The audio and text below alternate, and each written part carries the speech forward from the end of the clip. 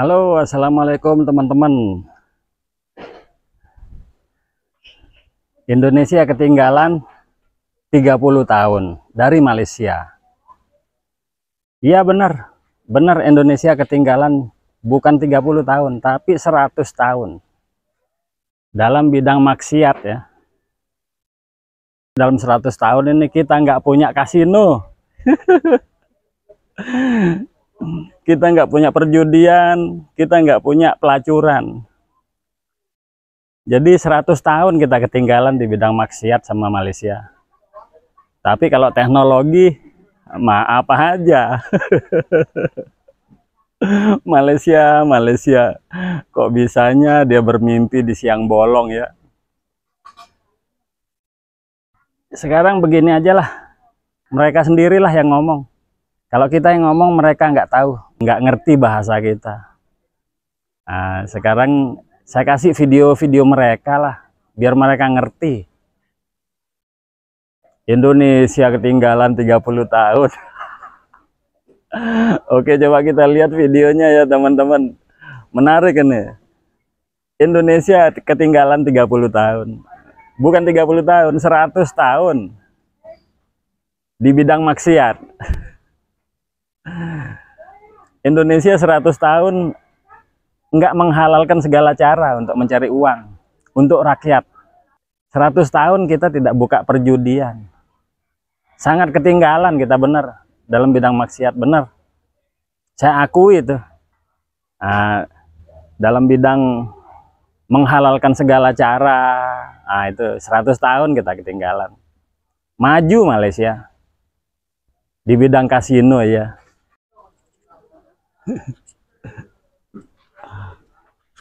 Aduh, mau jatuh. Malahan kita ketinggalan 1000 tahun di bidang rasis. Nah, 1000 tahun kita nggak rasis. Biar kalau yang jelek-jelek biar Malaysia yang maju, nggak apa-apa. Kalau yang bagus-bagus kita jangan macem-macem mau melangkahi kita.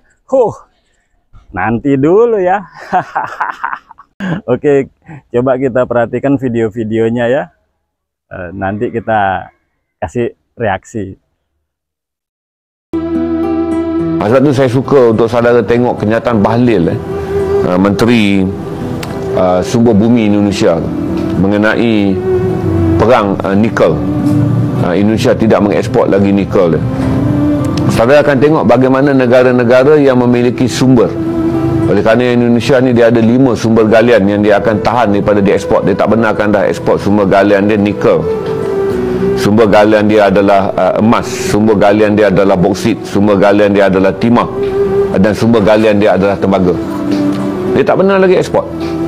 Kerana Indonesia kini ingin menjadikan semua barangan yang ada dalam sumber bumi dia sebagai barangan hilirisasi. Berarti kalau nikel dijadikan kepala bateri, dia nak keluarkan kepala bateri sendiri. Kalau bauksit dijadikan apa produk pun, Indonesia kata mereka akan mengeluarkan produk tersebut sebagai end produk. Berarti mereka korek daripada bumi mereka ekspor adalah final produk. Bagi negara-negara yang selama ini telah menggunakan produk tersebut untuk meraih untung, mereka beli hasil bumi daripada Indonesia dengan murah, mereka proses jadi end produk, mereka jual.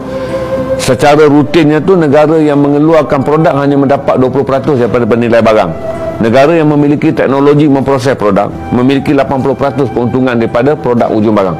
Tapi Indonesia kata sebagai bangsa yang dah lama mereka, tahun 45, mereka tak mahu lagi menjadi negara yang seperti negara terjajah. Jika saudara ambil, saudara akan nampak bahawa kawalan negara-negara yang memiliki sumber komoditi akan menjadi lebih kuat. Kita sekarang ni berdoa dan kita harap, saya pun harap Malaysia menyokong perjuangan Indonesia untuk berperang dengan WTO, World Trade Organization. Indonesia sedang menghadapi saman. Satu daripada Australia dia dah kalah untuk nikel, tapi dia masuk pusingan rayuan di Mahkamah Timbang Tara World Trade Order. Dia disaman oleh Kanada dan sekarang dia disaman oleh Kesatuan Eropah kerana dia menghentikan ekspor 5 barangan yang diperlukan oleh dunia daripada sumber bumi Indonesia, yang kata Presiden Jokowi, kami tidak akan lagi menjadi bangsa yang dijajah oleh penjajah dengan menggunakan penjajahan ekonomi. Kerana kata Indonesia, mereka sedang memulakan langkah yang paling besar yang akan mengubah lagi satu trend dunia. di mana negara yang mengeluarkan produk hasil bumi tak boleh dipaksa dalam perjanjian untuk menjual produknya tanpa pilihan. Indonesia kata pilihan mereka sekarang mereka nak hasilkan dalam negeri mereka, kerana daripada mereka gali, mereka proses, mereka jadikan produk, mereka jual, berarti mereka mendapat keuntungan 100%. Mereka hanya meraihkan pelabur je. Kalau pelabur tu tahu tentang teknologi memproses yang sekarang ni dibuat di negara-negara pengimport, negara pengimport kena bawa duit dan ekspor teknologi mereka untuk berpengkalan di Indonesia, supaya Indonesia boleh meraih lebih cukai, peluang pekerjaan, dan hasil buminya tidaklah dia lihat.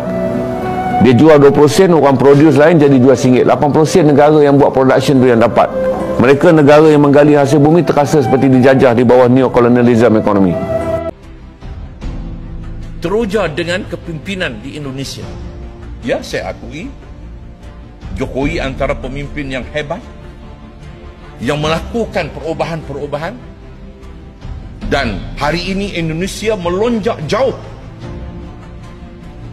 ke hadapan berbanding dengan pencapaian dalam negara kita. Tetapi di sana harus kita ingat,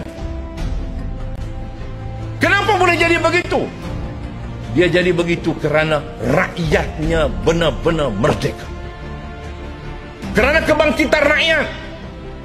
Rakyat bangkit menghukum pemimpin-pemimpin yang belot, yang khianat. Rakyat bangkit. Rakyat bangkit menolak kleptokrat dalam negara mereka. Rakyat bangkit menolak perompak-perompak dalam negara mereka.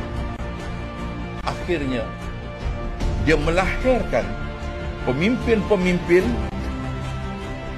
yang takut kepada kedaulatan kuasa rakyat.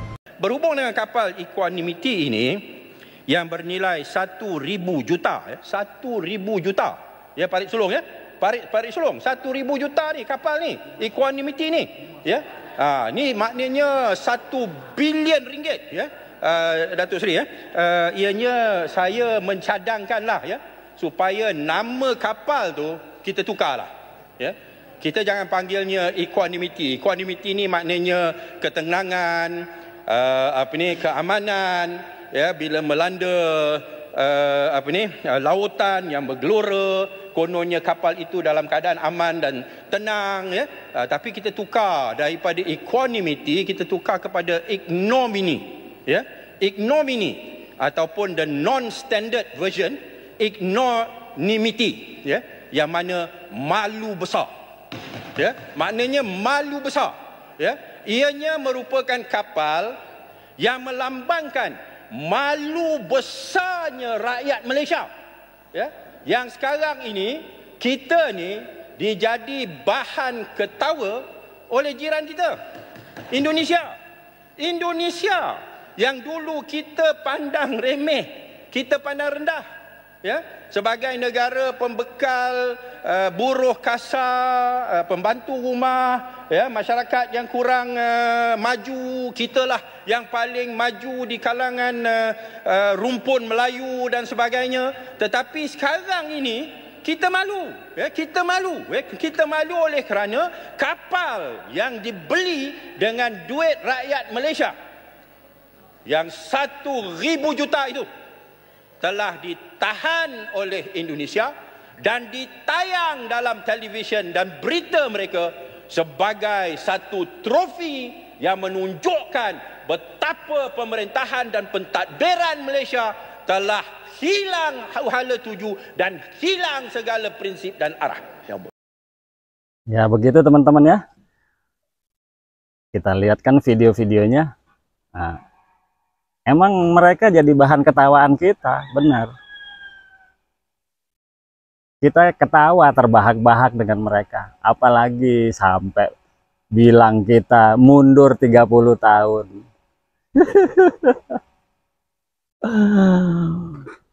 Malaysia, kamu yang harus belajar sama kami ya. Karena kamu nggak mau belajar, itu jadi kurang ajar, tahu nggak? Udah goblok, miskin, kurang ajar lagi. Hormati Indonesia tuh, biar kamu maju. Nah, karena kamu nggak menghormati Indonesia kan, kamu majunya di bidang maksiat. Sampai video selanjutnya.